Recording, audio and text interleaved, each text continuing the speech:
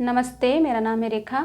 आप देख रहे हैं ITI फिटर टेक और आज हम बात करेंगे 5S संकल्पना के आधारभूत स्तंभ के बारे में ना।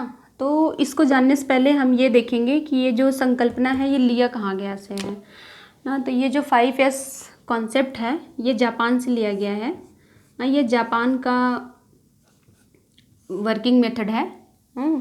ये जापान का कॉन्सेप्ट है। इसमें होता क्या है कि किसी भी इंडस्ट्री में या वर्किंग प्लेस में जो वर्कर होते हैं या उनके जो मैनेजर होते हैं ये दोनों आपस में मिलकर डिसाइड करते हैं कि जो वो काम कर रहे हैं बिना किसी एक्सीडेंट के साफ़ सुथरा ढंग से सही ढंग से एक अच्छे फॉर्म में करके डिलीवर करना, ये 5S कॉन्सेप्ट के अंदर आता है ना। बेसिकली होता है कि कोई बिना एक्सीडेंट के और कम टाइम में काफ़ी अच्छी इफ़िशियंसी के साथ काम करना, ये 5S कॉन्सेप्ट के अंदर आता है और ये जापान से लिया गया है। ये जापानी कॉन्सेप्ट है। अभी इसके जो 5S कॉन्सेप्ट है, संकल्पना है, इसके जो आधारभूत स्तंभ है, ये इसके 5 आधारभूत स्तंभ हैं ना। 5 आधारभूत स्तंभ क्या हैं? Sorting, set in order, shine, standardise, उसके बाद लास्ट होता है सस्टेन ना। और इसको 5S ही क्यों बोलते हैं? 5S इसको इसलिए बोलते हैं कि इसकी ये जो सॉर्ट है, सेट इन ऑर्डर है, साइन है, ये आप देख रहे हैं कि सबका जो स्टार्टिंग लेटर है वो S से स्टार्ट है। इस और 5 इसके आधारभूत स्तंभ है, इसलिए इसको 5S बोला गया है। अब हम आगे देखते हैं कि इसका जो फर्स्ट स्तंभ है, पहला जो सॉर्टिंग है, सॉर्टिंग, सॉर्ट मतलब सॉर्ट से आप समझ सकते हैं कि छांटना। जैसे आप कहीं पे हो, आप मान लो आप एक स्टोर रूम में हो, ठीक, और वहाँ पे बहुत सारी चीज़ें रखी हुई हैं जो कुछ यूज की हैं, कुछ यूज़ की नहीं है, जिनके बगैर भी काम चल सकता है।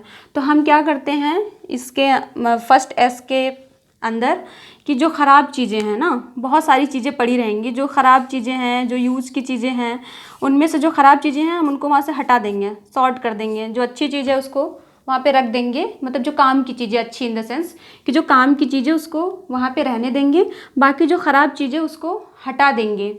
ये हो गया सही चयन करना। मतलब जो सॉर्ट है इसको हिंदी में देखेंगे तो हम सही चयन, ख़राब चीज़ों को हटा के जो ठीक चीज़ें हैं उनको रखना, सही चयन के अंदर आता है। ये 5S संकल्पना का फर्स्ट S ये हो गया।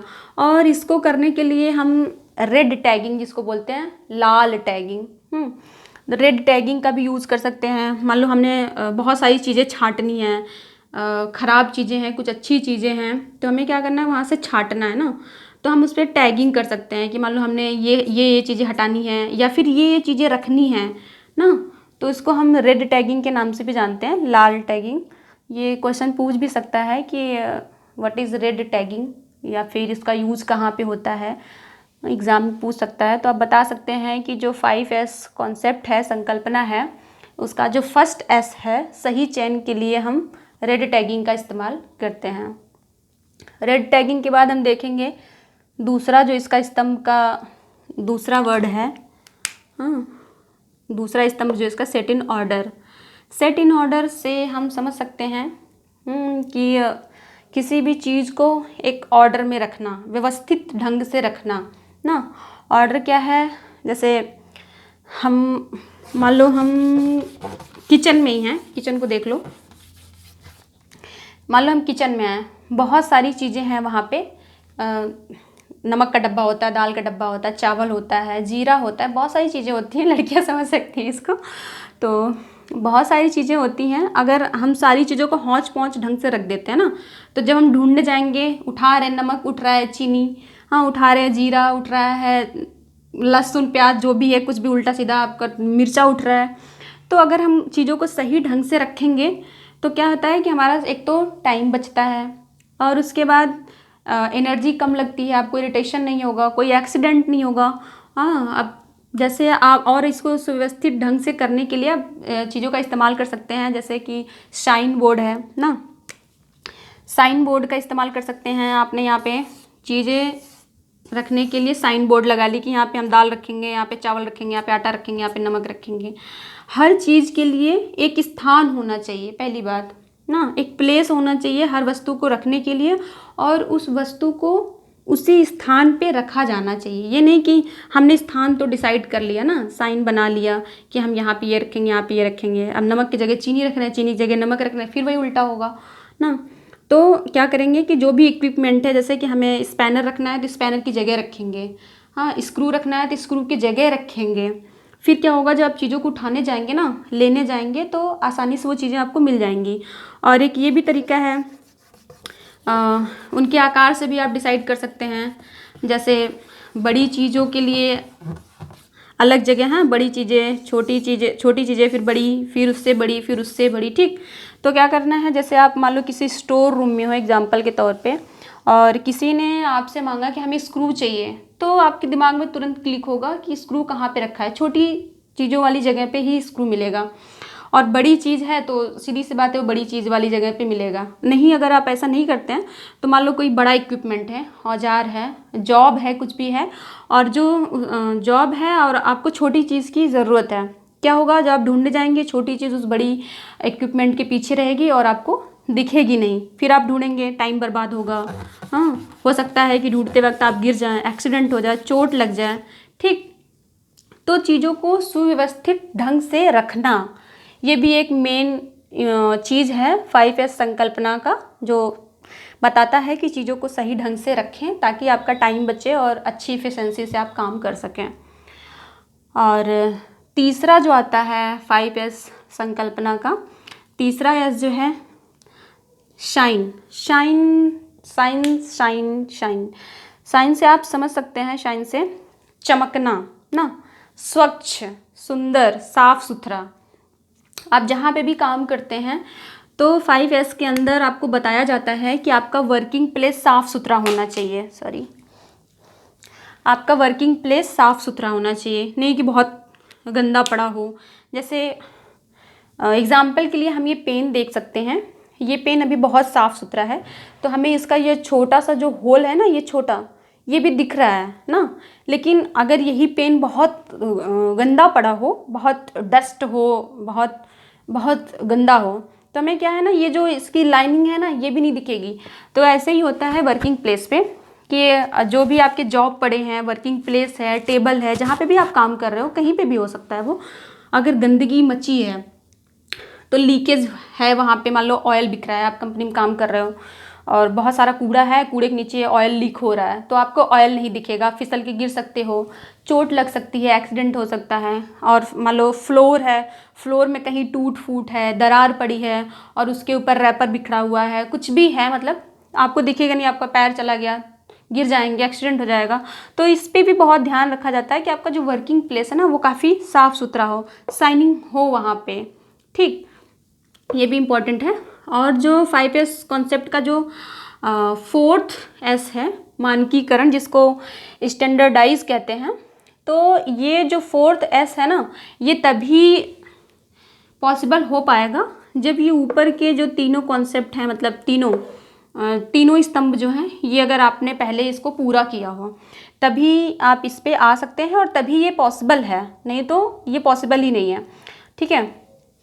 मानकीकरण में हम करते क्या हैं कि पहले तो हम ये चेक करेंगे कि ये ऊपर की जो तीनों स्तंभ हैं, ये हमने कंप्लीट किया कि नहीं, चीज़ों को सही छांटा कि नहीं, ख़राब चीज़ों को हटाया कि नहीं, सुव्यवस्थित ढंग से रखा या नहीं, और वर्किंग प्लेस और जॉब और इक्विपमेंट साफ़ सुथरा है कि नहीं। ये सब चीज़ें चेक करने के बाद हम मानकीकरण पे आते हैं, स्टैंडर्डाइज पे।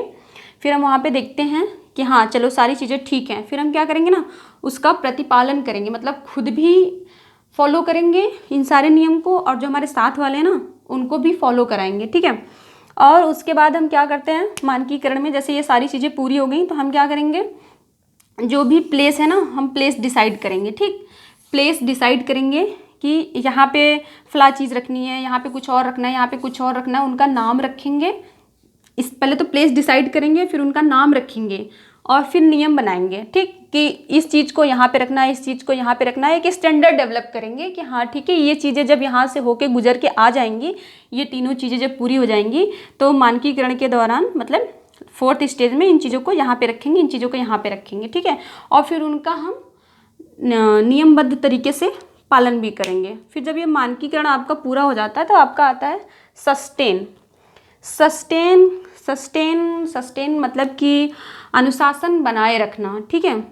ये नहीं कि आपने चलो स्टार्टिंग में आपने कोई जॉब ज्वाइन की, कहीं इंडस्ट्री में गए तो चलो ठीक है, शुरू में आपने कह दिया कि हाँ ठीक है सारी चीज़ें हम 5S संकल्पना के आधार पे करते हैं।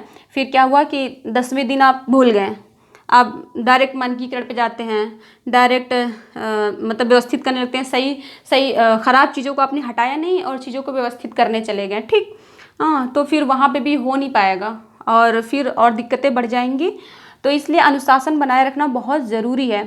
अनुशासन बनाए रखें ताकि और नियमों को खुद भी फॉलो करें और सभी से फॉलो करवाएं भी। और जो नियम कंपनी के थ्रू या इसके थ्रू आपको बताए गए हैं उनका पालन करें। और अनुशासन मतलब अनुशासन ये कह सकते हैं कि सही ढंग से मतलब 5S जो कॉन्सेप्ट है इसके अंतर्गत काम करें और इसको नियमित करते रहें, छोड़े नहीं। अनुशासन का मतलब ये, सस्टेन का मतलब ये है कि अगर आपने 10 दिन बाद छोड़ दिया ना फिर कोई मतलब नहीं है, ठीक है।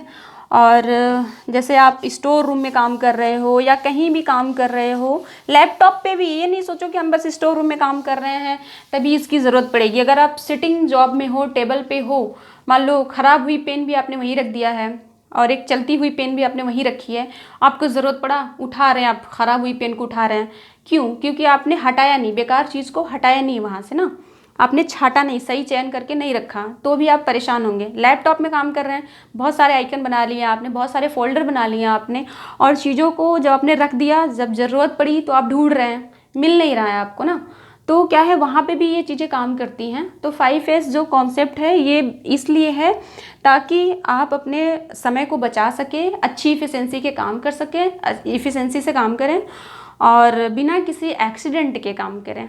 आई होप कि 5S संकल्पना ये आपको समझ आया होगा, इसके जो 5 आधारभूत स्तंभ हैं ये समझ में आया होगा और इसको ना करने से क्या क्या प्रॉब्लम हो सकती है ये समझ में आया होगा। धन्यवाद, मिलते हैं अपनी नेक्स्ट वीडियो में। हमारे साथ जुड़े रहने के लिए चैनल को सब्सक्राइब कर दें, बेल आइकन को प्रेस कर दें। धन्यवाद।